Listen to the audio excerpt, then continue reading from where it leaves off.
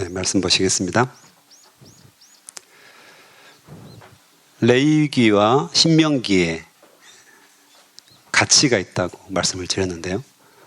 가나안 땅에 들어가서 너희가 어떻게 살 것인가, 그 땅 백성들은 어떻게 살고 있는가, 이 정보에 대해서 자세히 가르쳐 준다고 했습니다. 레위기가 전반적으로 가르치고 있고, 신명기는 반복해서 모세의 설교를 통해서 모세가 다시 한번 반복해서 이야기를 하고 있는 것입니다. 그래서 가나안에서 너희가 어떻게 살 것인가, 지금 현재 그 땅 백성들은 어떻게 살고 있는 것인가, 그러니까 구별된 삶을 살아가는 거죠. 가나안 땅에서 이런 형태의 일들이 일어나고 있다.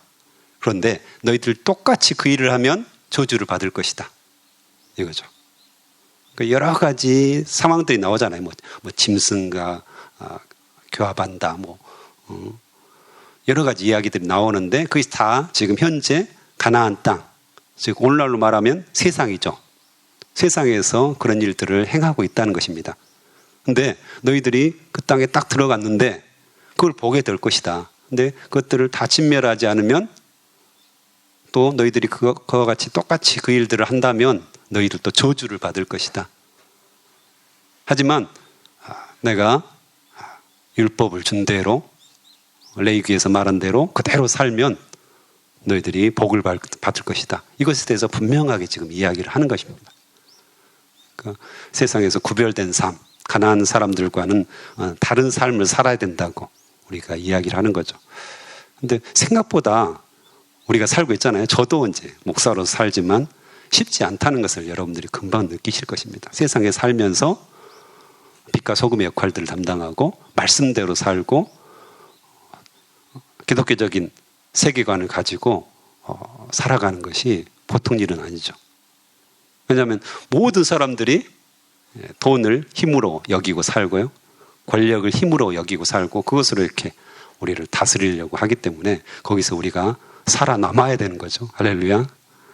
하나님의 백성으로서, 하나님의 아들, 딸로서 살아남아야 된다는 것입니다. 그래서 오늘 27장에서 여러 가지 하나님께서 말씀을 하시는데요. 첫 번째로 1절에 보면 명령을 지키라. 그 명령을 지키라고 하시는데, 그 땅에 들어가서 요단을 건너서 2절에 보면 어떻게 할 것인가에 대해서 분명하게 또 이야기를 해줍니다. 내게 주시는 땅, 하나님께서 주시는 땅이죠. 들어가는 날에 큰 돌을 세우라는 거죠. 큰 돌들을, 12돌들을 이렇게 갖다가 세우라는 거죠. 그리고 석회를 바르라고 말합니다. 큰 돌을 세우고 마치 기념비처럼, 비석처럼 세우는 거죠. 그래서 석회를 쫙 발라가지고 예쁘게 발라서 그 위에 이 모든 율법의 말씀들을 기록하라고 말합니다. 정확하게 기록하라는 거죠. 석회에 이제 딱 발라서, 예쁘게 발라서 이제 쓰기 좋게 됐잖아요.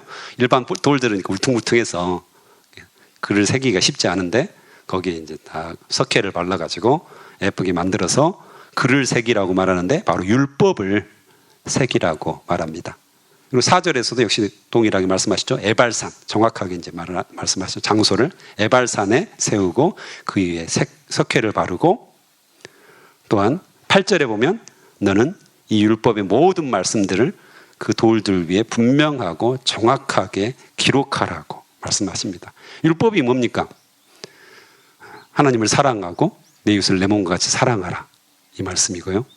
또한 나는 너희의 하나님 되고 너희는 내 백성이 되리라, 분명하게 말씀을 하시고, 이게 언약이라고 말하잖아요. 언약.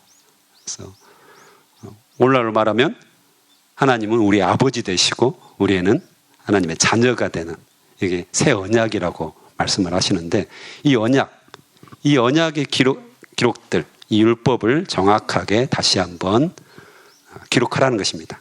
리마인드 하라는 것이죠. 언약을 새롭게 하는 것입니다. 이미 이제 아브라함과 하나님 사이에 언약이 맺어졌고, 그 자손들이 다 그 언약들의 영향하에 있었거든요. 근데 다시 한번 돌을 세우고 석회를 발라가지고 율법들을 적음으로 말미암아서 언약식을 다시 하는 거죠. 식을 거행하는 겁니다. 그래서 기억하고 하나님께서 우리 하나님 되신다. 그분이 우리를 인도하셨다. 이것을 기억하고 감사하고 찬양하는 그런 의미가 있습니다. 신약에서는 이것을 너희 마음판에 새기라고 말씀하시죠. 또 새롭게 예수 그리스도로 말미암아 언약이 갱신이 됩니다. 새 언약이 우리에게 오죠. 그래서 예수 그리스도께서 십자가에 죽으심으로 하나님의 말씀을 우리 마음판에 새기고 예수 그리스도가 나의 구원자이십니다. 하나님만이 진정한 나의 아버지십니다. 이것을 우리 마음판에 새기라고 말하죠. 절대 지워지지 않는 거죠. 돌이나 이 석회에 쓰여진 율법도 꽤 오랫동안 유지됐겠죠. 근데 영원하지는 않죠. 영원하지는 않죠. 언젠가는 없어지는 거지만 성령께서 우리 마음판에 새긴 하나님의 말씀, 이것은 영원하다고 성경은 분명하게 이야기합니다. 언약을 다시 한번 갱신한 거죠. 그래서 금, 곧 많은 정금보다 더 사모할 것이 하나님의 말씀. 그렇죠? 세상의 어느 것보다 하나님의 말씀이 가장 귀합니다 라는 고백들이 우리 마음속에서 계속해서 터져 나오는 거죠. 이것을 하나님께서 원하신다는 것입니다. 그래서 언약을 다시 한번 갱신하시고 새로운 언약식을 거행하신 것입니다.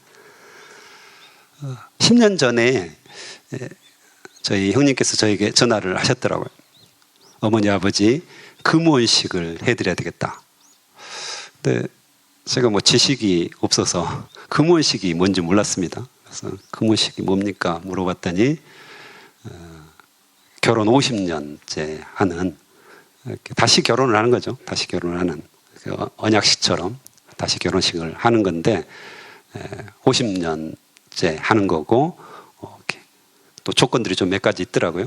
그래서 그 조건에 합당하면 금원식을 하는 거다 이렇게 이야기하셔서 급하게 저희가 준비를 해가지고 어머니 아버지 금원식을 해드린 적이 있습니다. 그래서 50년 동안 이렇게 이혼하지 않고 또 자녀들을 앞세우지 않고 여러 가지 조건들 속에서 굉장히 축복받으면서 다시 한번 결혼의 의미들을 생각하고 후손들이 부모님의 결혼식을 다시 한번 해드린 거죠. 그래서 그런 의미 있는 시간들을 이렇게 저희가 가진 적이 있는데 다시 결혼의 약속들을 새롭게 하는 거죠. 25년은 이제 은혼식이라고도 하더라고요. 제가 처음 그걸 알게 되었는데, 그래서 세상 사람들도 자신들의 결혼 언약이잖아요. 하나가 되겠다는 언약, 이것들을 다시 한번 리마인드하면서 이렇게 은혼식, 금혼식, 또 그 사이에도 여러 가지가 있더라고요. 그 후에도 있고 이제 이런 것들을 하는 것을 보았습니다.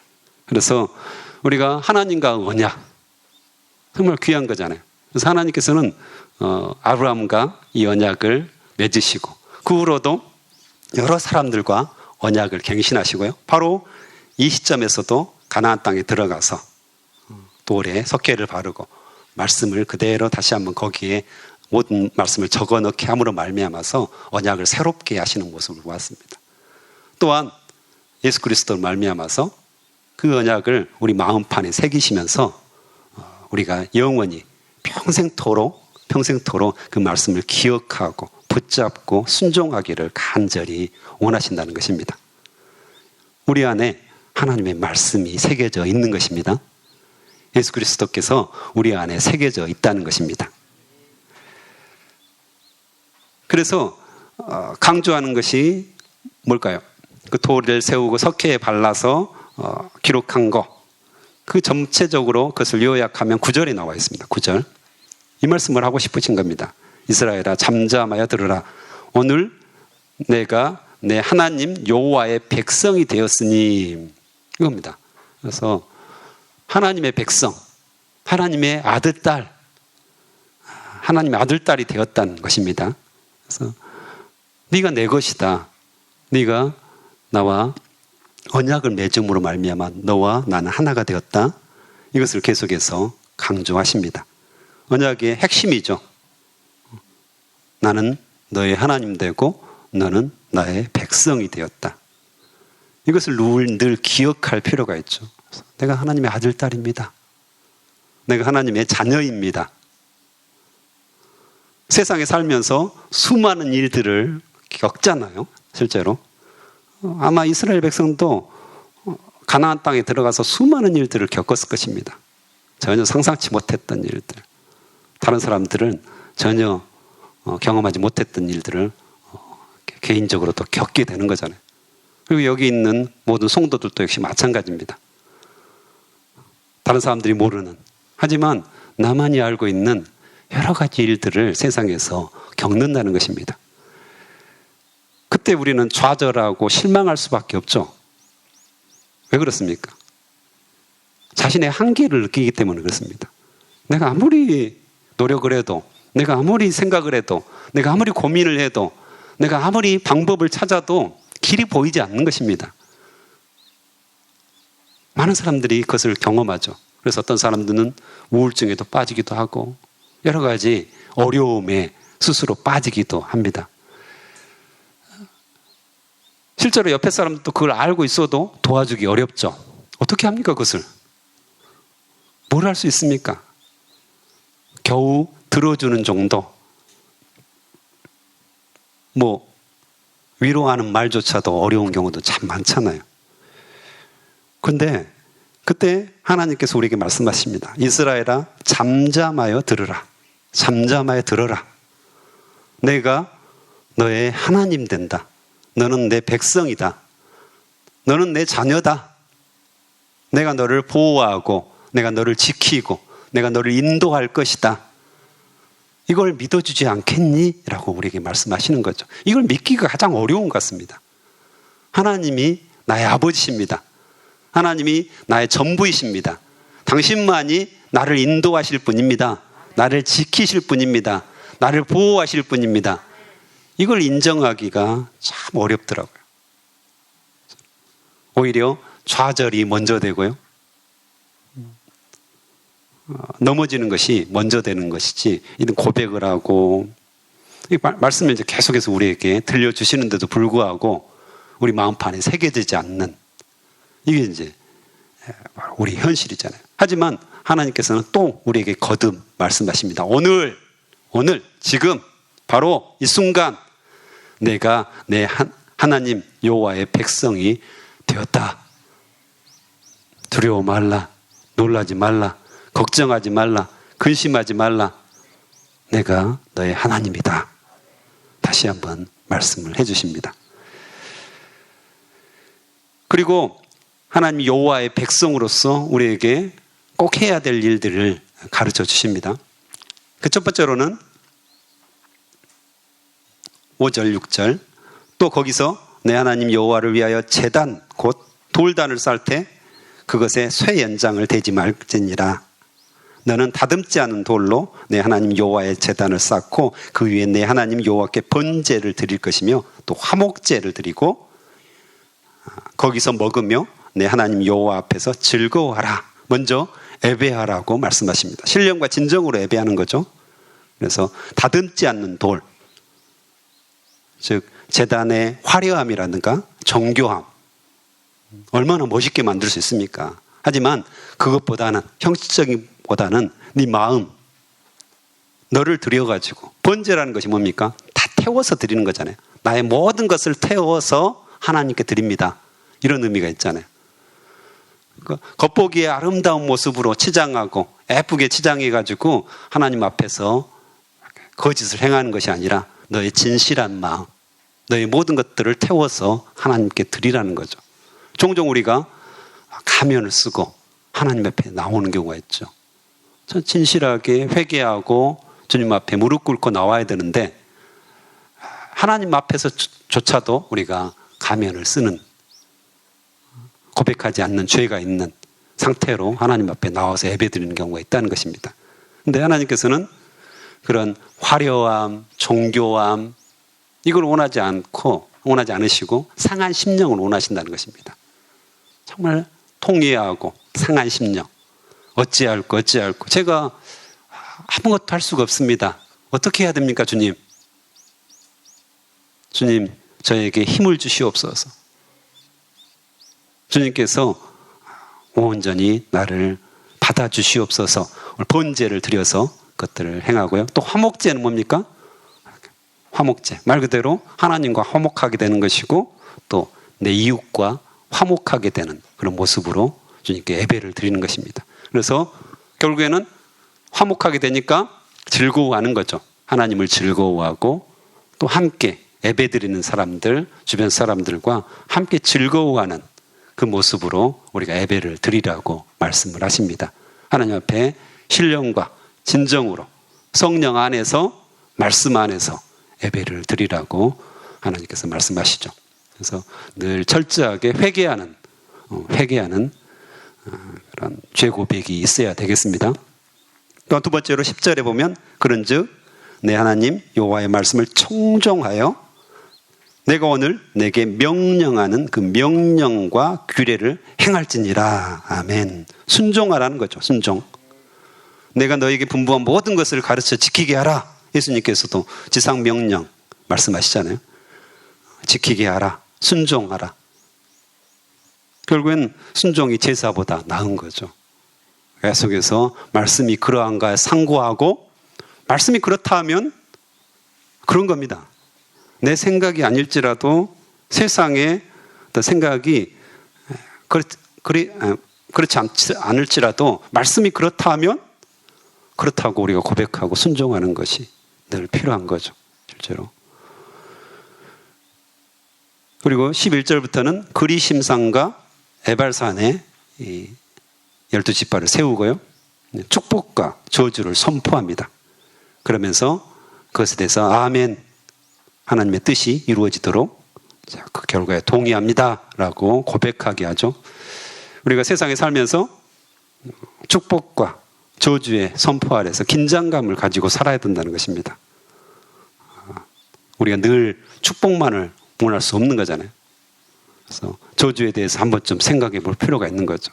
내가 죄를 지었을 때 저주를 받을 수도 있겠구나라는 긴장감들이 필요합니다. 하지만 감사하게도 이것조차도 예수님께서 십자가에 짊어지시죠. 갈라디아서 3장에 보면 율법의 저주에서 우리를 속량하셨으니 나무에 달린 자마다 저주 아래 있는 자니라. 그래서 이 저주를 오히려 나무 십자가를 통해서 완전하게 담당하셨다고 하나님께서 말씀하십니다. 너희가 받을 저주. 그래서 종종 성도들을 만나보면, 학생들을 또 만나보면 그 죄에 대해서 내가 고백을 했는데, 분명히 회개를 했는데 여전히 저주를 받을까 봐 두려워하는 사람들이 있어요. 특별히 초신자들이 많이 그러죠. 그래서 혹시 어떻게 될까 내가? 이런 사람들이 종종 있어요. 근데 우리가 예수 그리스도의 십자가, 바로 우리가 받을 모든 저주를 담당하신 거거든요. 그래서 우리가 고백하고 또 고백하기 이전에 예수 그리스도를 믿음으로 말미암아 죄로 인한 모든 저주는 완전히 사라진 겁니다. 그래서 오히려 감사하고 찬양하고 경배하는 게 필요하죠. 그래서 죄로 말미암아서 내가 죽지는 않을까, 저주를 받아가지고 뭔가 상하지는 않을까, 이런 염려, 근심, 그건 다 사단이 주는 거죠. 그래서 예수님을 의심하게 하는 겁니다. 하나님의 능력을 의심하게 하는 겁니다. 다 사라졌는데도 불구하고 다시 이렇게 붙잡는 그런 어리석음에 빠지게 사탄이 말하는 거죠. 오늘 성경에서 말하는 저주를 받을 것이다. 저주의 12계명이라고 하는데 12가지 지금 이야기를 해요. 말하죠. 저주를 받아라. 저주를 받을 것이다. 그러니까 백성들이 아멘. 계속해서 이야기를 하잖아요. 사람들이 그것에 대해서 너무 두려워하는 거죠. 근데 이것은 예수 그리스도의 십자가로 말미암아 이미 사라진 겁니다. 그래서 이것을 우리가 믿으면 그대로 받아들여지는 거죠. 여전히 우리가 두려워하고 무서워할 필요는 없다. 성경은 이야기를 하고 있습니다. 이건 이제 구약적 상황에서 이야기하는 거고요. 우리는 이미 예수 그리스도를 나의 구주, 나의 하나님으로 영접함으로 말미암아 우리 안에 죄로 인한 모든 저주는 완전히 깨끗하게 용서받았고요, 사라졌다고 성경은 이야기를 하십니다. 어쨌든 오늘 말씀을 통해서 우리가 분명히 붙잡아야 될 것, 세상에 살면서 붙잡아야 될 것들을 이야기하십니다. 바로 내가 하나님의 아들입니다. 내가 딸입니다. 이 언약을 분명하게 붙잡아야 됩니다. 자기의 아이덴티티죠. 자기가 누군가, 내가 누구인가를 분명하게 알고 살아야 됩니다. 그러면 저주에 대해서 두려워하지 않는 거죠. 죄 지을 수 있습니다. 근데 회개하면 되는 거죠. 회개하면 되는 거지, 뭐 그렇게 그 죄의 결과에 대해서 우리가 두려워하거나 무서워할 필요가 전혀 없다는 것입니다. 또한 그 고백을 우리가 했다면 신령과 진정으로 예배하는 겁니다. 정말 마음을 다해서 예배하고 모든 것을 다해서 주님 앞에 우리를 드리는 겁니다. 번제를 드리는 것처럼.